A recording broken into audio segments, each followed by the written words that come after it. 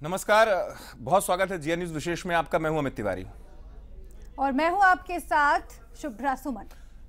बहुमत की दौड़ है और ये दौड़ मैराथन से कम नहीं है। 272 का आंकड़ा पाना है, जोर लगाया जा रहा है। साम दंड भेद के सारे हथियार इस्तेमाल किए जा रहे हैं। देश को दिशा देने का दावा है और ये दावा देश की आत्मा की कीमत पर हो रहा है। जी हां, बिल्कुल। आपको बता दें कि नरेंद्र मोदी विकास के मसले पर सबसे वोट मांग रहे हैं, लेकिन उन्हीं की पार्टी से और उन्हीं के करीबी माने जाने वाले अमित शाह की तरफ से ये बयान आया है जिसमें सीधे सीधे ध्रुवीकरण की राजनीति की गई। अब सवाल ये खड़ा हो रहा है कि आखिर कहां पर है विकास? क्या ये चुनाव ध्रुवीकरण और हिंदू मुस्लिम के मसले पर ही लड़ा जाएगा? और खास चर्चा में जीएन न्यूज विशेष में यही बड़ा सवाल, राजनीति किस दिशा में इस बयान के बाद।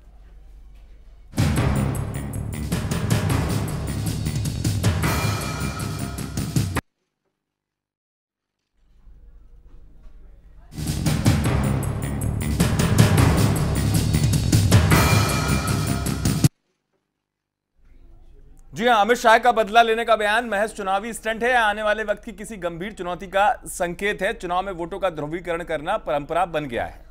बिल्कुल, चुनाव में वोटों का ध्रुवीकरण करना परंपरा बन गया है और इसका जो आरोप है वो कांग्रेस पार्टी शुरुआत से ही बीजेपी पर लगा रही है, बीजेपी कांग्रेस पार्टी पर लगा रहे हैं। लेकिन अब अमित शाह के इस बयान के बाद और साथ ही वसुंधरा राजे के बयान के बाद ये सवाल खड़ा होने लगा है कि क्या विकास का मुद्दा पीछे छूटता जा रहा है? बिल्कुल, और उससे बड़ा अहम सवाल जो चर्चा में हम उठाएंगे, क्या बिगड़े बोल से मिलेगा बहुमत?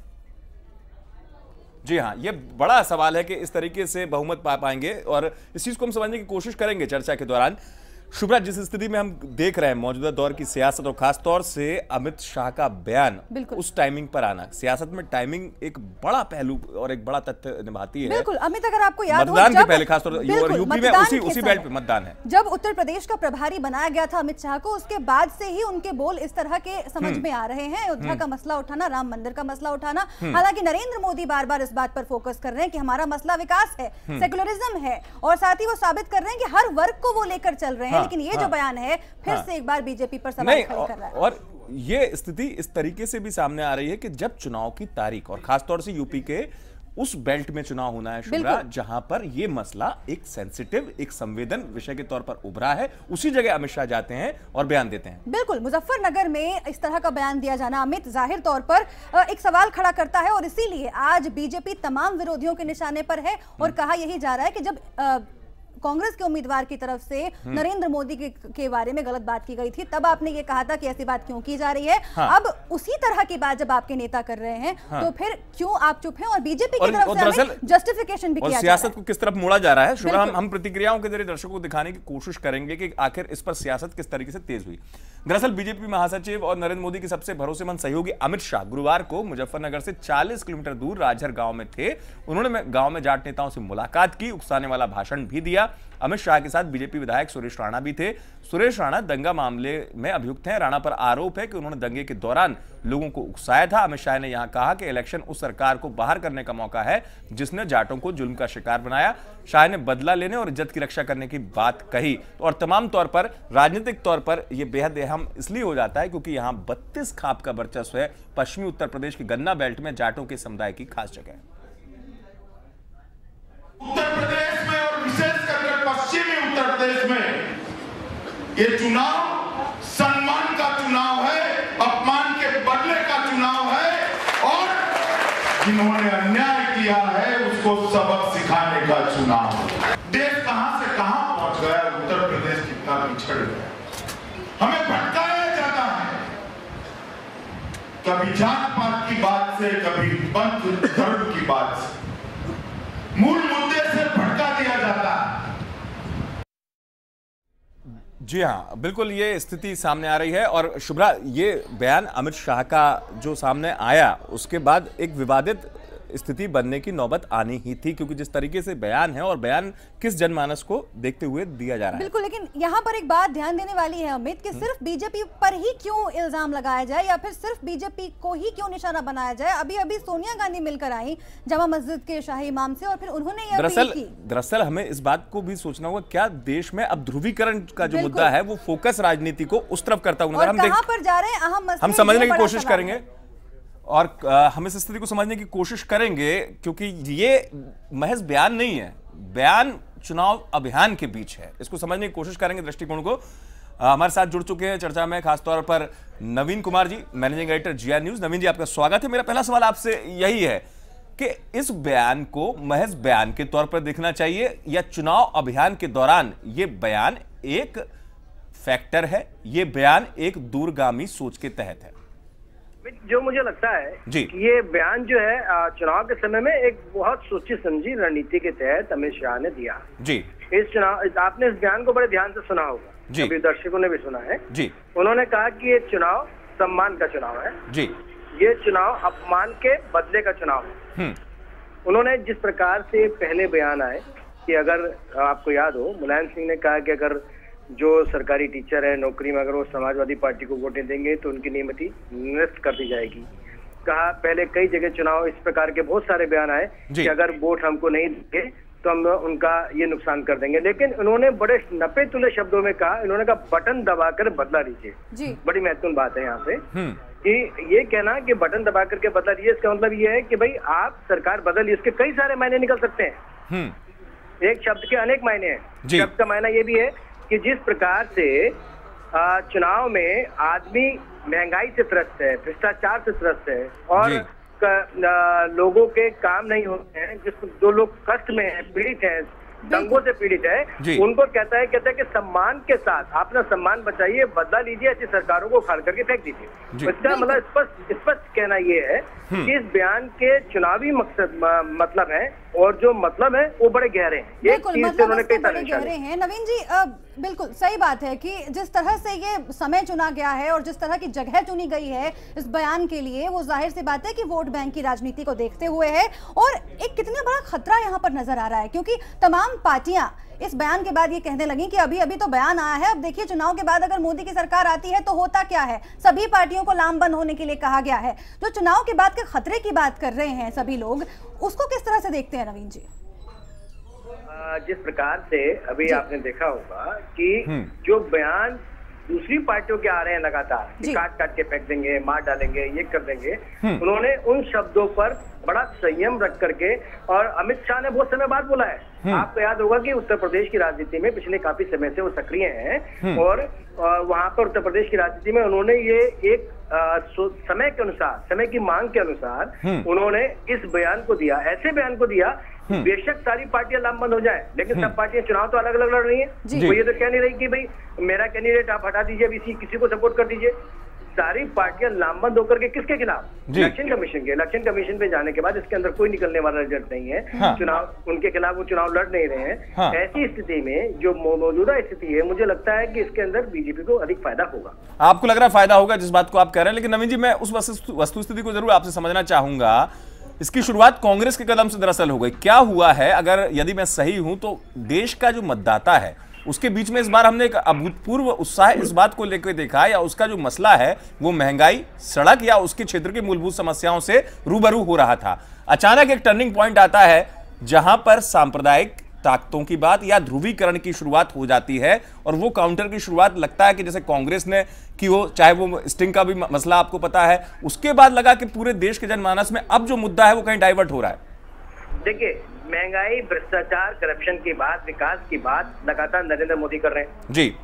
वो लगातार अपनी सब सभाओं में कह रहे हैं कि विकास मॉड्यूल की बात कर रहे हैं जी, लेकिन जो दूसरे काउंटर पार्ट हैं जिसपे लगातार दूसरी पार्टियां सांप्रदायिक या फिर जिसको कहे कि व्यक्ति विशेष या जाति विशेष को उकसा करके वोट को अपनी झोली में डालने की कोशिश कर रही है जी, उसका जवाब देने के लिए उसका जवाब देने के लिए जो भाजपा की सेकंड लाइन के जो लीडर हैं जी, जिनको पार्टी में सेकंड लाइन माना जाता है, लेकिन फर्स्ट लाइन के लोग अभी भी नपीतुली बातें कर रहे हैं, विकास मॉडल की बात कर रहे हैं जी। वो लोग उनको एकजुट करने की कोशिश कर रहे हैं। उनका मकसद ये है कि अपने जितने कार्यकर्ता हैं या फिर दूसरे वोटर हैं जिनको कि वो अपने पक्ष में कर सकते हैं, उनका हौसला बढ़ाते चले जी जी। तो मुझे लगता है यही है कि जिस प्रकार से बयान दिया, क्योंकि इसके अंदर उन्होंने नपे-तुले शब्दों का प्रयोग किया, बहुत नपे-तुले शब्दों का प्रयोग किया, नपे-तुले शब्दों का प्रयोग किया है नवीन जी। लेकिन नरेंद्र मोदी लगातार ये बात कह रहे थे कि हम विकास के मसले पर चुनाव लड़ रहे हैं और साथ ही कई बार देखा गया, कई मौकों पर देखा गया कि अल्पसंख्यकों को लुभाने की उन्होंने पुरजोर कोशिश की। कई जगहों पर उन्होंने ऐसी बात कही। राजनाथ सिंह के बारे में भी हमने देखा किस तरह से उन्होंने बयान दिया, गुजरात दंगों को लेकर माफी मांगने तक की बात कही थी। ऐसे में इन बयानों से जो अमित शाह ने दिया और जो वसुंधरा राजे ने दिया, क्या विकास के एजेंडे का वो जो मसला बीजेपी उठा रही है, थोड़ा सा कहीं ना कहीं ऐसा लग रहा है कि उसको धक्का पहुंच रहा है? विकास का जो मसला है, विकास का जो मुद्दा है, विकास का मुद्दा नरेंद्र मोदी लगातार उठा रहे हैं, क्योंकि देश के प्राइम मिनिस्टर नरेंद्र मोदी उम्मीदवार हैं भाजपा की तरफ। जी जी, जो अभी बना है उसमें वो विकास की बात कर रहे हैं। हाँ। अमित शाह कोई चुनाव नहीं लड़ रहे हैं। वसुंधरा राजे सिंधिया कोई लोकसभा का चुनाव नहीं लड़ रही है। हाँ। लेकिन क्या है कि उनको जिस प्रकार जो हालात अभी नजर आते हैं, हाँ, ऐसे हालात में ऐसे बयानों से बचना चाहिए जिन नेताओं को, जी, जो समझते हैं ऐसे बयानों से बचना चाहिए। लेकिन फिर भी जब दूसरा काउंटर पार्ट करता है, क्योंकि आज के समय में ये 15-20 दिनों का चुनाव है, इसके अंदर बहुत सारे मुद्दे मैंने बताया था, जैसे कि गौण हो जाते हैं। जी, जब ये 21 साल बाद वो स्टिंग ऑपरेशन आया, उससे जो एक हवा दूसरे पक्ष में लामबंद करने की चली है एक समुदाय विशेष को, उसमें दूसरी पार्टियां भी चाहती हैं कि भाई दूसरे उसका वोट बैंक कहीं डाइवर्ट ना हो जाए। जी। तो ऐसे में वो उसको बना के रखने के लिए, बढ़ाने के लिए इस प्रकार की बातें कहते हैं। लेकिन कानूनी तौर पे अगर इसका अर्थ निकाला जाए, जी, कानूनी तौर पे अमित शाह को या भाजपा को इलेक्शन कमीशन की गाइडेंस के अनुसार उसमें कोई नुकसान मुझे नजर नहीं आया। आपको लग रहा है कि चुनाव आयोग की तरफ से ये बड़ा मसला इसलिए नहीं हो सकता क्योंकि एक मसला जो हमने देखा था इमरान मसूद वाला, उसमें कतई संयमित शब्दों का उपयोग नहीं किया गया था। लेकिन चिंता की बात यहां पर उठती है कि क्या कांग्रेस की हम उस मनस्थिति को समझ पा रहे हैं नवीन जी, जहां पर कांग्रेस ने एन मोमेंट पर, जब मतदान की तारीख बिल्कुल निकट है, अपनी रणनीति को बदला और वो मसले को दूसरी तरफ डाइवर्ट करते गई और उस स्थिति में भाजपा को काउंटर करना पड़ा कहीं जाके।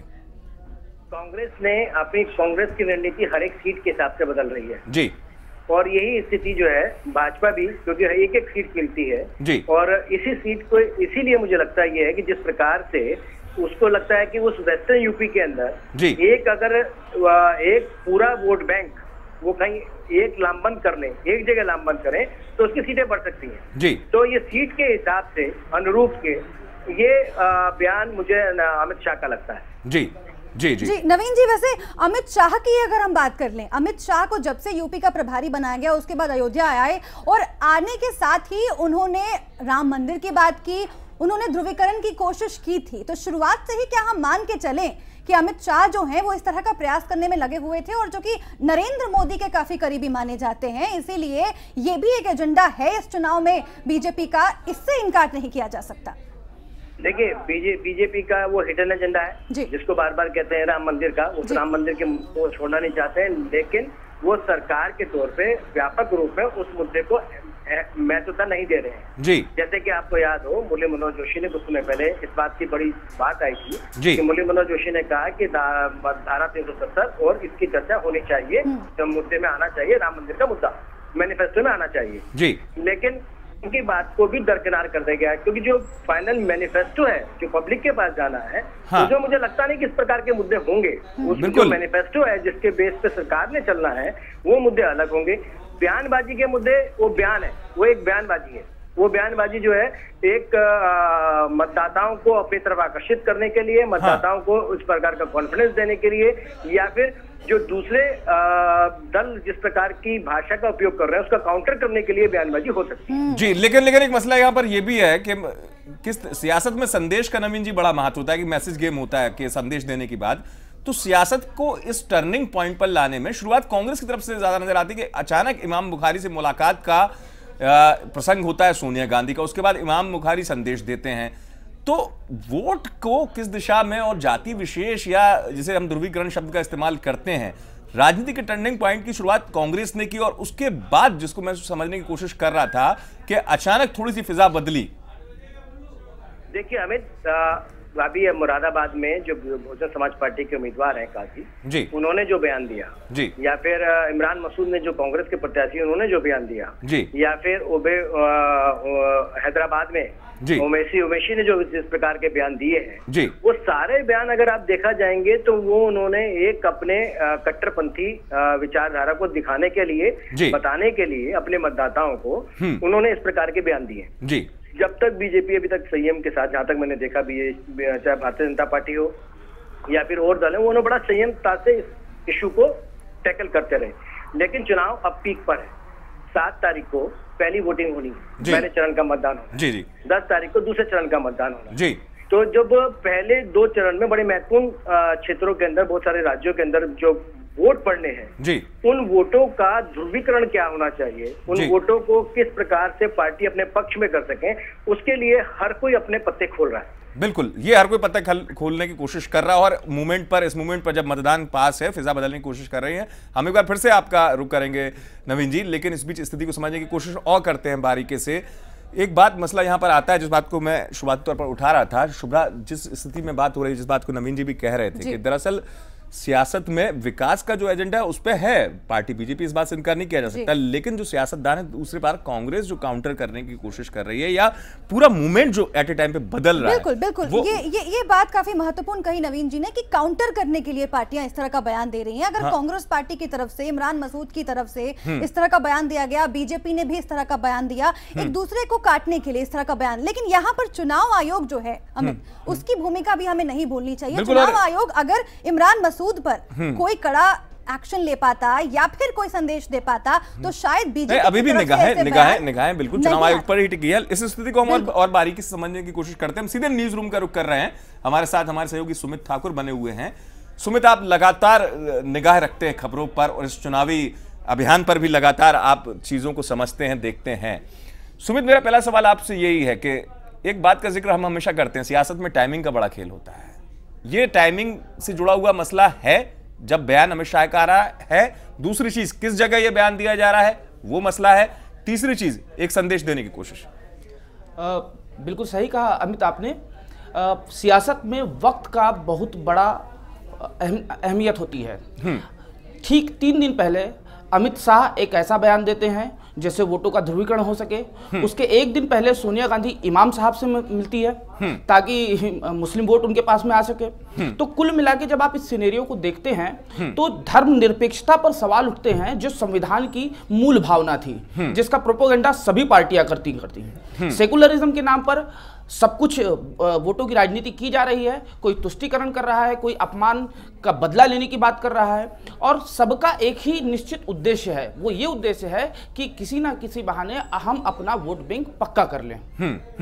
और इसमें एक सबसे बड़ी बात आपको ध्यान देनी होगी कि चुनाव आयोग के पास में तमाम शिकायतें जा रही हैं। राहुल गांधी के खिलाफ भी शिकायत गई है, अमित शाह के खिलाफ भी शिकायत गई है, बेनी प्रसाद वर्मा के खिलाफ भी शिकायतें गई हैं, सलमान खुर्शीद के खिलाफ भी शिकायतें गई हैं, आम आदमी पार्टी के खिलाफ भी शिकायतें गई हैं। लेकिन चुनाव आयोग हिदायत देकर अपने कर्तव्यों की इत्तिश्री कर लेता है, क्योंकि वो एक संवैधानिक संगठन है और उसके पास में कोई बहुत ज्यादा पावर नहीं है। और चाहे तो वो किसी की मान्यता रद्द कर सकता है, लेकिन इतिहास में ऐसा बहुत कम देखने को मिला है जब चुनाव आयोग ने खुद स्वतः संज्ञान लेते हुए किसी मसले पर किसी पार्टी की सदस्यता या किसी सदस्य की सदस्यता रद्द की हो या किसी का नामांकन रद्द किया। बिल्कुल सुमित, ये अहम सवाल आपने खड़ा किया कि चुनाव आयोग अगर अपनी तरफ से थोड़ा और सख्ती दिखाए या ये कहें कि अगर चुनाव आयोग को और ताकतें दी जाए, क्या इस समस्या का समाधान है? क्योंकि आपने खुद बताया कि तमाम पार्टियों के तमाम नेताओं के खिलाफ शिकायतें जा चुकी हैं। अमित शाह के खिलाफ आज शिकायत गई,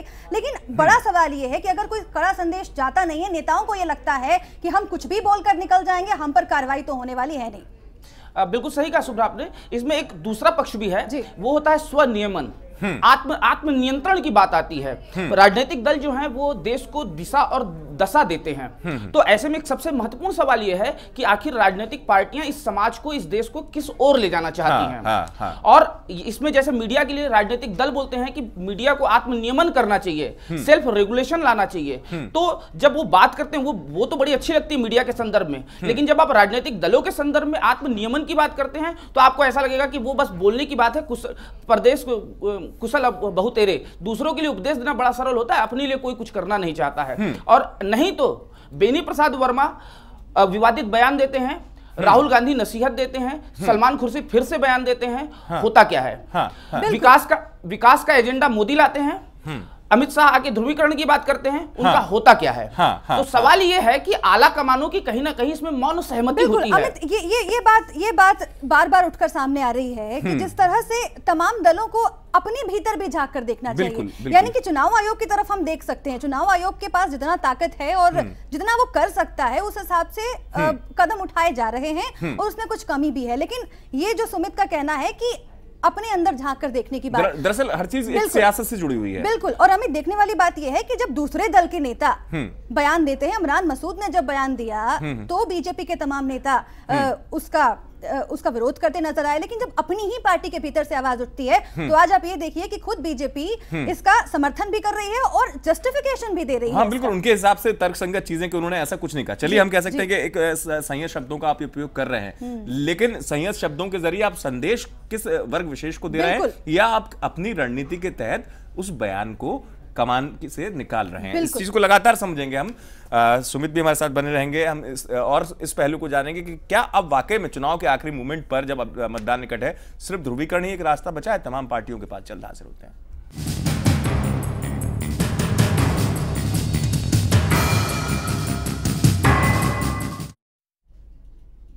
ब्रेक के बाद आपका स्वागत है। हम बात कर रहे हैं नेताओं के बिगड़े बोल को लेकर। जी हां, अमित शाह की हमने बात की, वसुंधरा राजे की हमने बात की, जिनके विवादित बयान फिर से एक बार चर्चा में है और कहा यही जा रहा है कि इनमें मुद्दे आखिर कहां हैं।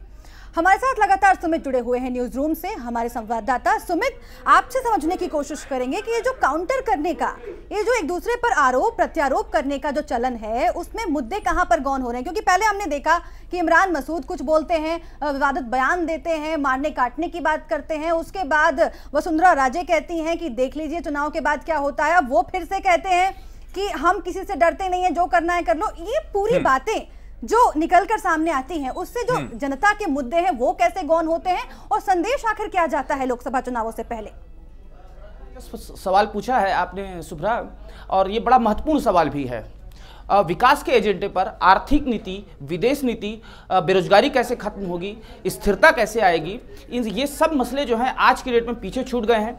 अब जो है बहस इस बात पर हो रही है कि बाबरी मस्जिद के पीछे किसकी साजिश थी, इमरान मसूद क्या चाहते हैं, 2002 के दंगों के पीछे कौन था, और ये तमाम चीजें।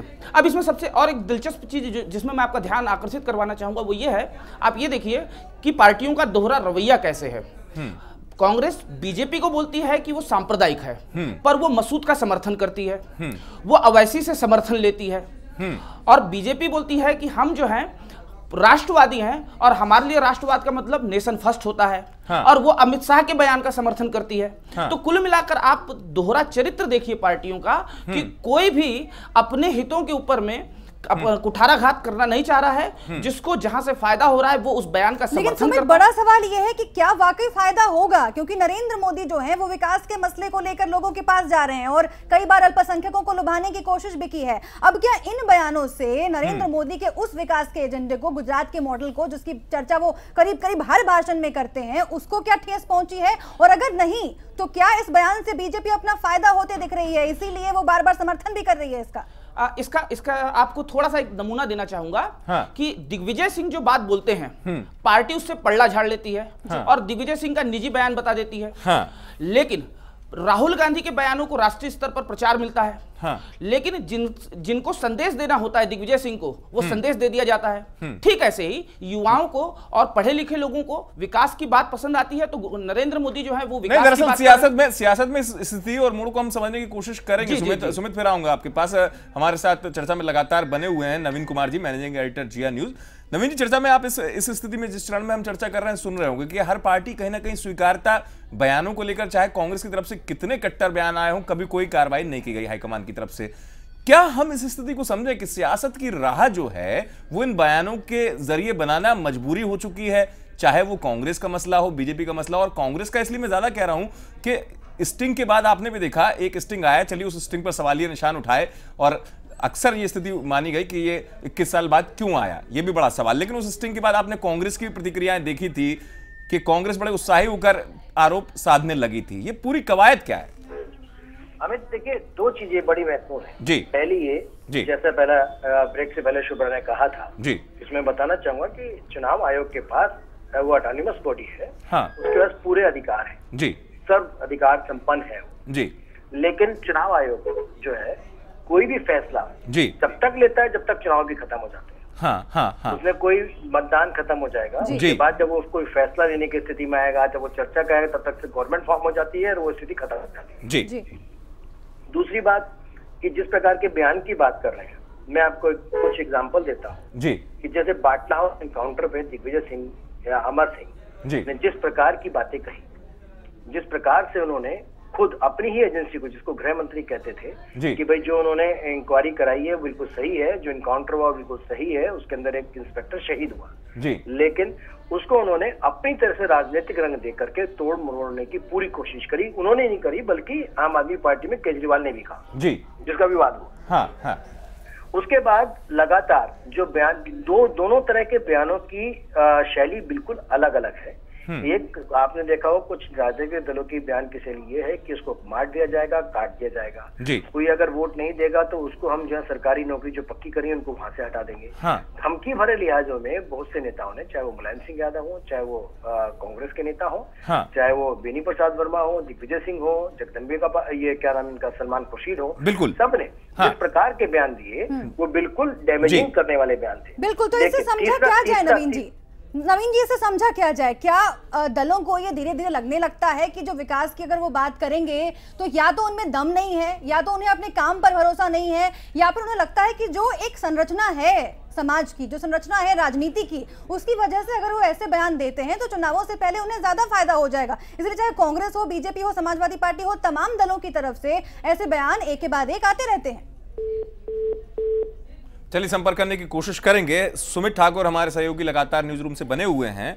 सुमित, जिस बात का जिक्र नवीन जी भी कर रहे थे और एक स्थिति यहां पर लगातार जो चिंता के साथ उठ रही है, जो मैं आपसे समझना चाहूंगा, ऐसा लगता नहीं सुमित कि जैसे स्टिंग की जो टाइमिंग थी उस पर भी सवाल उठे, उसके बाद अचानक सियासत का एक ऐसा स्वरूप सामने आ रहा है जिसे मैं टर्निंग पॉइंट कहूंगा, जहां एक दांव की तरह ये कोशिश की जा रही है। मैं ये नहीं कह रहा हूं कि कौन पार्टी, हर दल, दोनों दल की तरफ से विवादित बयान आए, एक दांव की तरह कि क्या ध्रुवीकरण हमारे लिए पत्ता साबित हो सकता है? ध्रुवीकरण क्या इस आखिरी दौर में एक फैक्टर का काम करेगा? इस पर मंथन कर इसको रणनीतिक तौर पर देख रही है पार्टी क्या? देखिए, सबसे पहले अगर अपन कांग्रेस के अंदरूनी परेशानियों को समझने की कोशिश करें तो हाँ, कांग्रेस के पास में सबसे बड़ा मुद्दा जो है वो भ्रष्टाचार का है। हाँ, पिछले 10 साल में हाँ, जो एंटी इनकम्पेंसी फैक्टर उसके सामने, उससे वो कांग्रेस जूझ रही है। 2G, कॉमनवेल्थ और वो तमाम जो भ्रष्टाचार और जो कोल आवंटन के मामले, उनसे वो जूझ रही है। अब बीजेपी जो है सीधे अटैक कर रही है कांग्रेस पर। हाँ, अब यहां पर अगर आम जनता से, अच्छा इसमें एक सबसे महत्वपूर्ण बात मैं आपको बता दूं कि मुस्लिम का एक जो प्रयोगवादी जो तबका है, हाँ, जो एक नई सोच रखता है, हाँ, वो 2002 से बहुत आगे बढ़ गया है। जैसे 1992 से आज अयोध्या बहुत आगे बढ़ गई है। तो अब इन मसलों से ध्यान हटाने के लिए, क्योंकि सोनिया गांधी का एक बयान आपको याद होगा कि सेक्युलर वोट को बटने ना दें, इसका अर्थ क्या था? इसका अर्थ सीधा सीधा यही था कि आप बीजेपी को वोट ना करें, आप सेकुलर पार्टी को करें। तो कांग्रेस के सामने सबसे बड़ी समस्या यह है कि उसके सामने जो असली चुनौतियां हैं, अब उनका वो जवाब कैसे दे? बिल्कुल, कांग्रेस के सामने हम लौटेंगे आपके पास। सुमित, हमारे साथ फिर से एक बार नवीन जी जुड़ गए हैं, हमारे मैनेजिंग एडिटर। नवीन जी, जो सवाल मैंने आपसे पूछा था कि क्या पार्टियों को ये भरोसा नहीं है कि जब वो विकास की बात करेंगे तो उस पर जो मतदाता है वो उनकी बातों में आ पाएंगे या फिर उन्हें वो लुभा पाएंगे? इसलिए बार बार ऐसे बयान सामने आते हैं, वो हर पार्टी की तरफ से सामने आते हैं। जब अपने काम से भरोसा उठने लगता है तब क्या ऐसा होता है?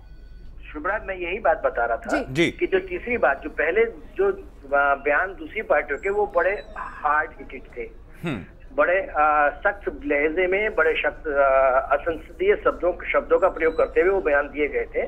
लेकिन ये जो बयान है इसके हम अर्थ निकाल रहे हैं, हालांकि उन शब्दों का अर्थ निकाल रहे हैं, लेकिन इस बयान में बहुत डिफरेंस है।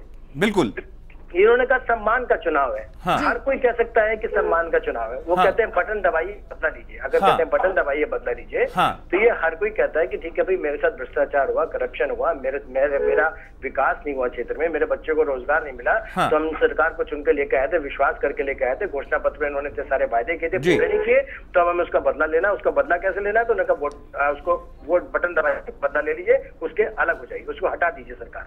जी, ये हर कोई बयान देता है। हाँ। दोनों बयानों में बहुत अंतर है, लेकिन क्या जी, लेकिन फिर भी ऐसे बयानों से बचाया जा सकता है। और खासतौर से उस स्थिति में नवीन जी मैं आपसे समझना चाहूंगा कि कांग्रेस पूरे मूवमेंट पर नजर रखी हुई है कि मसला कुछ भी आए कांग्रेस उस पर माइलेज लेने की कोशिश कर लेती है। बिल्कुल, क्योंकि वो इस बात को समझ चुकी है कांग्रेस की जनता त्रस्त है। हाँ। तो उसको इशू से, किसी मुद्दों से कैसे भटकाया जाए, दूर किया जाए। आज के समय में सभी जितने भी बीजेपी के अलावा जितने भी दल हैं जी, ज्यादातर की एक ही कोशिश है कि बीजेपी इस बार सत्ता में ना आए। किसी की नहीं है कि वो सत्ता में आए, सबका ये कहना है कि वो नहीं आए। तो बार बार जिस प्रकार से बात करते हैं कि अगर बीजेपी के छोड़ करके सभी दल एक साथ हो जाएंगे तो भी सरकार बनाएंगे, इस तरह की बहुत सारी बातें चल रही है। ऐसी क्यों हुआ है? क्या यही एक रीजन है? क्या यही रीजन है कि मंदिर एक मुद्दा रीजन है? नहीं। सब जानते हैं कि जिस प्रकार से करप्शन, जिस प्रकार से भ्रष्टाचार, जिस प्रकार से घोटाले हुए हैं, उन घोटालों को लेकर के अगर जिस प्रकार नरेंद्र मोदी की छवि है, अगर वो सरकार केंद्र में आते हैं तो निश्चित तौर पर उनको बड़ा नुकसान हो सकता है। बिल्कुल, लेकिन नवीन जी आप लोगों की भावनाओं को भी समझते हैं। मैं आपसे समझना चाहूंगी कि क्या वाकई जो पार्टियां इस तरह की कोशिश कर रही हैं चुनावों से पहले, बहुत ज्यादा महत्व है क्या उसका? क्योंकि पहले भी कई बार ध्रुवीकरण की कोशिश हो चुकी है, लेकिन देखा यह गया है कि उतना ज्यादा इफेक्ट नहीं कर पाते ये मुद्दे। और इस बार तो इस तरह का चुनाव कहा जा रहा है कि विकास के मुद्दे पर ही ये चुनाव लड़ा जाएगा, पहले भी देखा जा चुका है। अब जो इस तरह के बयान आ रहे हैं, जनता इसको कैसे ले रही होगी? देखिए, पिछले करीब 1 वर्ष से जी नरेंद्र मोदी जिस प्रकार से पूरे देश भर में सभाएं कर रहे हैं, जिस प्रकार से उन्होंने अपना कद बढ़ाया, जिस प्रकार से अपनी बात रखी, चाहे विदेश नीति पे हो, चाहे वो आर्थिक नीति पे हो, चाहे विकास पे हो, चाहे वो रोजगार पे हो, जिस प्रकार से उन्होंने जो बातें रखी हैं वो लोगों के समझ में है, उनके जहन में। अब बाकी पार्टियों का मकसद ये है कि कैसे उससे बचा जाए, कैसे उसको हटाया जा सके। तब वो इस प्रकार के बयान देते हैं। कोई कम्युनल बयान देता है, कम्युनल नेताओं से मिलता है, उनसे समर्थन की बात करता है। जब इस प्रकार की बातें आती हैं तो ऐसी स्थिति में, क्योंकि उस दल को जवाब देना है, उस पर लगातार कोई आरोप लगेगा, जवाब देगा, लेकिन वो अपने वोटर को दूसरा कोई आदमी उस दिशा में ना बह जाए, एक दिशा में ना बह जाए, तो उसको रोकने के लिए चुनावी रणनीति के तहत मुझे लगता है कि इस प्रकार के बयान आते हैं जी। और इस प्रकार के बयान वही लोग देंगे जो मेन स्ट्रीम यानी कि जो पहली पंक्ति के नेता है, वो इस प्रकार के बयान नहीं देंगे। ऐसा मुझे ऐसा भी देखने को मिला। वो सब 90 चुले बयान दिए होंगे। लेकिन जो दूसरी पंक्ति के नेता है वो उनसे मुकाबला करने के लिए उनके सामने है। लेकिन मेरा एक सवाल और है कि बयानों के जरिए दांव खेलने की दांव तो खेलना चाहता ही है हर कोई। बिल्कुल ये बिल्कुल सही कहा। बयान लोगों को प्रभावित करते हैं, सुनने के लिए लोगों की समझ में आते हैं और उससे कुछ प्रतिशत वोटर जो है वो उससे इन बयानों को सुनने के बाद उसके पक्ष विपक्ष में अपना मन भी बनाता है जी। लेकिन जब कोई पुरानी संवेदनाओं को किसी को अगर जगाता है जी, तो उस समय, ऐसे समय में दूसरा कोई भी दल होगा, जरूरी नहीं कि भारतीय जनता पार्टी, दूसरा होगा, उसको लगेगा कि जो मेरा वोटर है कहीं वो फिसल ना जाए। अगर दूसरा एक कोई दल मिलकर के एक समुदाय के वोट को अपने ध्रुवीकरण करने की कोशिश कर रहा हो तो उसको बांटने के लिए उस प्रकार के बयान देते हैं जी। और ऐसे ही बयान ये वाले भी हैं जी, जिस प्रकार के बयान आए हैं ताकि भी लगे कि हाँ नहीं, इस प्रकार के, अगर मान लीजिए विकास की बात करते हैं कि मैंने आज कई बार इस बात को बताया है कि नेगेटिव पॉलिटिक्स का इस समय बहुत अधिक वजन है। अगर अमित शाह इस प्रकार का बयान नहीं देते तो शायद आज वो पूरे दिन चर्चा में, खबरों में नहीं होते। इससे पहले भी लगातार उस सभाओं को ये बड़ा सवाल है। ये बिल्कुल एक स्थिति है, चर्चा हम लगातार जारी रखेंगे। यहाँ वक्त ब्रेक के बाद उस पहलू को भी समझेंगे कि आखिरकार अब ऐसी स्थिति में सियासत किस तरफ जाएगी। जल्द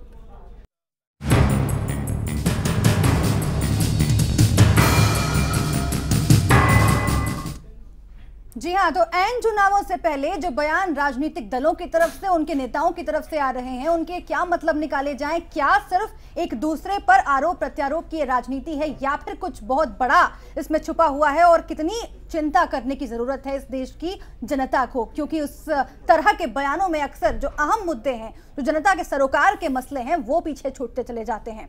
हम लगातार इन बयानों पर चर्चा कर रहे हैं। हमारे साथ न्यूज रूम से सुमित भी जुड़े हुए हैं, हमारे सहयोगी, हमारे संवाददाता।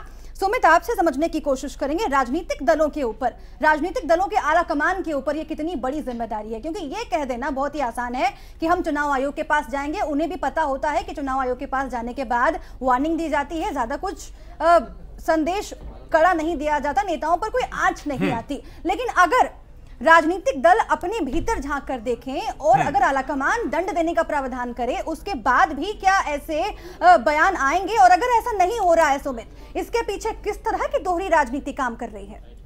इसका सीधा सीधा मतलब ये निकाला जाना चाहिए कि कोई भी जीतने वाले घोड़े पर ही दांव लगाता है।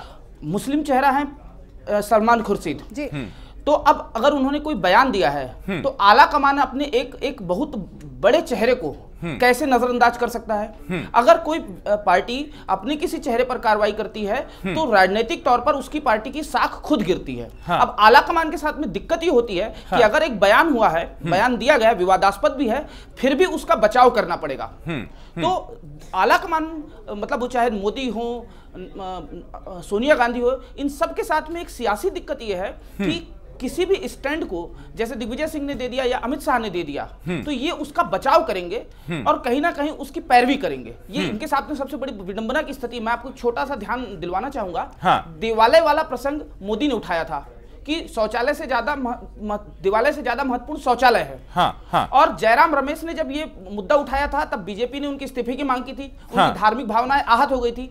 जब मोदी ने देवालय का मसला उठाया और शौचालय से उसका कंपैरिजन किया, तब बीजेपी का यह स्टैंड था कि वो विकास की बात कर रहे हैं। ठीक वैसे ही जब अमित शाह ऐसे बयान देते हैं तो वो सांप्रदायिक हो जाते हैं। जब मसूद वैसे बयान देते हैं तो कांग्रेस पार्टी बोलती है नहीं वो सेकुलर है। अब वैसे वो बयान देते हैं तो बोलती नहीं ये ठीक है। मोदी कुछ बोल देते हैं तो बोलती नहीं ये तो सांप्रदायिकता है। तो कुल मिलाकर अगर हम राजनीतिक पार्टियों के चरित्र को समझने की कोशिश करें तो सब अपनी सुविधा की राजनीति कर रहे हैं, सुविधा की राजनीति हो रही है और अपने अपने प्रतीकों की राजनीति कर रहे हैं। बिल्कुल सुमित, लेकिन बीजेपी इस वक्त एक अलग ही मिशन लेकर चल रही है, मिशन 272+, और उसके लिए लगातार नरेंद्र मोदी जगह जगह पर रैलियां कर रहे हैं। जहां भी जाते हैं विकास की बात करते हैं, गुजरात मॉडल की बात करते हैं।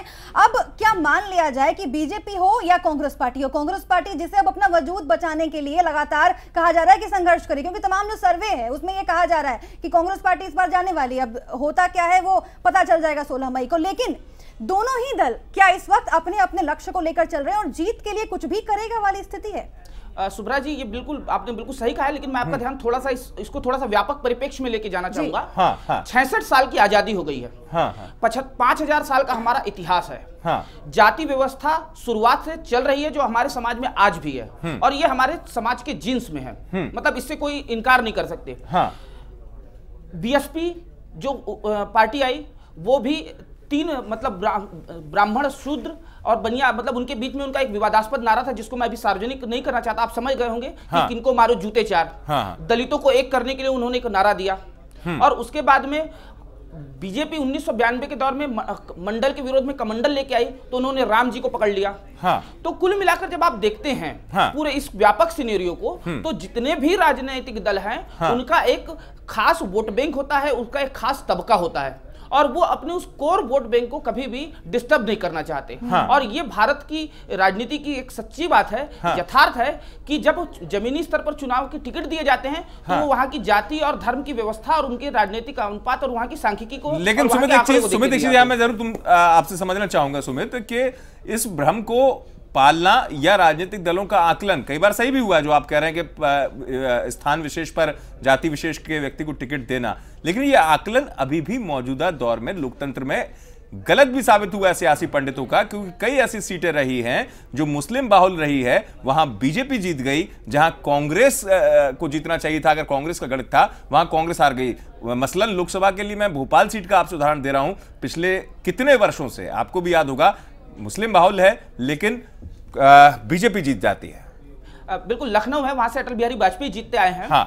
लालजी टंडन जीतते आए हैं। ये कुछ मॉडल है हमारे, ये हमारी लोकतंत्र की खूबसूरती है दरअसल, कि हमारे पास में ऐसे भी। वही मेरा सवाल था कि उसका आकलन करने में कहीं ना कहीं जो व्यापकता है वो नहीं रह जाती है, वो कुछ सीटों के गणित से या कुछ बेल्ट के गणित से वो चीजें दांव के तौर पर चलने लगती है। दूसरी स्थिति ये कि अब चुनाव चूंकि इस मोड़ पर है तो इसको एक बड़े दांव के तौर पर, ध्रुवीकरण को शायद स्थिति के तौर पर कोई भी दल हो वो समझ रहा है कि ये बड़ा दांव है, कहीं हमसे मिस ना हो जाए। कहा जाता ना कि गेम में ये शॉट यार मुझसे मिस हो गया। जी अच्छा, मैं यहाँ पर आपका ध्यान एक चीज में और आकर्षित करना चाहूंगा। हाँ। कि आरएसएस ने भी बोल दिया है कि मंदिर का मुद्दा जो है वो पुराना हो चुका है। हाँ। अब विकास जो है हमारा मेन एजेंडा होगा। हाँ। अच्छा, इसमें जो है बीजेपी के भी चरित्र में जो है व्यापक परिवर्तन हो रहे हैं। हाँ। अब वो बोल रही है कि हम मंदिर बनाएंगे, वो ये तो नहीं बोलती, पर राजनाथ सिंह ये बोलते हैं कि हम मस्जिद भी बनाएंगे और गिरजाघर भी बचाएंगे। हाँ। समझ लीजिए। हाँ। लेकिन कुल मिलाकर इसमें एक बात और है कि जब देवालय और शौचालय वाला जो विवाद मोदी के साथ में जुड़ा था, हाँ। तब मोदी के जो कट्टर हिंदू समर्थक वोट था वो उनसे नाराज हो गया था। विहिप ने भी इस पर नाराजगी जताई थी, संघ ने भी इस पर नाराजगी जताई थी।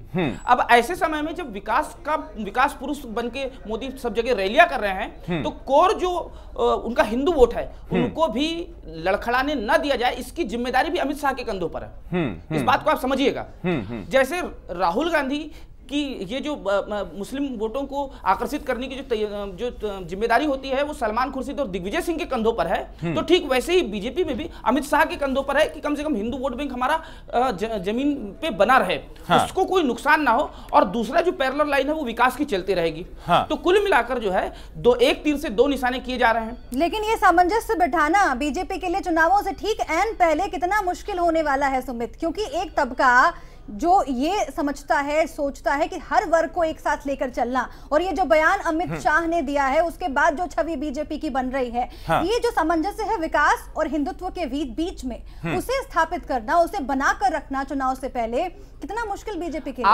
आपको ध्यान होगा कि उन्होंने मुजफ्फरनगर में, पश्चिमी उत्तर प्रदेश में ये दिया है। हाँ। और बीजेपी का जो कोर वोट बैंक होता है, जैसे नोएडा जैसे उपनगर महाक्षेत्र हैं, महानगरीय जो क्षेत्र होते हैं, उन इलाकों में बीजेपी को समर्थन मिला हुआ है। हाँ। और जो जाट बाहुल्य इलाका है, जहां पर आरएलडी का प्रभुत्व है, हाँ। जाटों का प्रभुत्व है, हाँ। वहां पर ये संदेश देना, ये प्रतीक की राजनीति हो रही है। हाँ। उन्होंने संदेश दे दिया है कि नहीं भाई, मुजफ्फरनगर दंगे के बाद में अब जो होने वाला है, तो अब आपको हमारा साथ और हमको आपका साथ लेना बड़ा जरूरी है।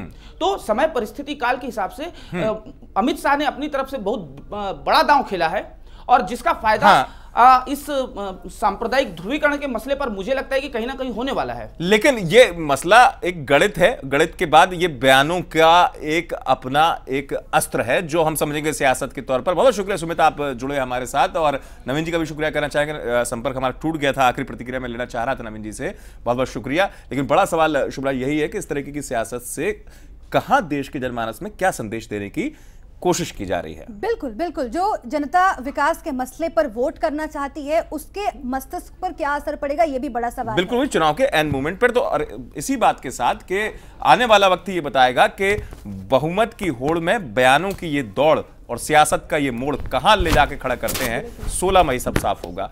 कार्यक्रम में इतना दीजिए इजाजत।